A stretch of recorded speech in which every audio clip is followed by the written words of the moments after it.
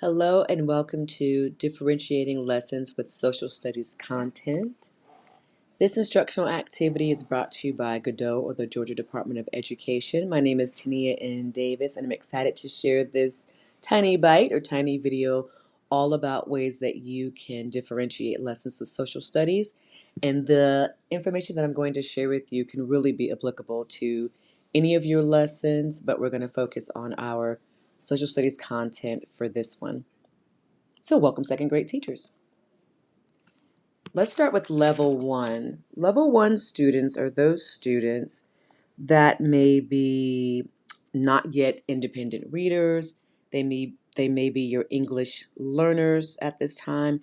They may be students working below grade level, or those that just don't have a lot of background knowledge about the subject matter that you are teaching right now. So for those students, we're going to work to build their background knowledge, thinking about vocabulary. Students can create flashcards. You can create flashcards for them.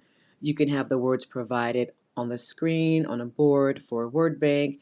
They can illustrate them, practice using the words in sentences, define what the words mean, create a visual in the mind of your students so that they can grow and learn and have increased background knowledge and be able to understand the subject matter that we are sharing with them.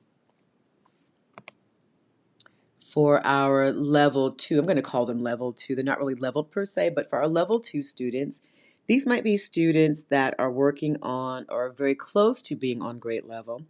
They may be reading a little bit more independently and ready for more independent assignments and activities. And these might also include your English language or your English learning students that are a little bit more advanced or far along and are able to work a little bit more independently or with a little bit less support than they were at level one. So these students may be reading or listening to a story about the topic that we're teaching, listening to a podcast, viewing a video, creating a flip book, or completing workbook pages. And I call these students those that are working with resources. Your level three students are going to be your probably most independent students. They are working above grade level. They may be able to read very independently or very well independently and comprehend what they are reading. And they may be quite interested in this subject matter also. So it might not always just be about academic ability, but also interest level too and background knowledge.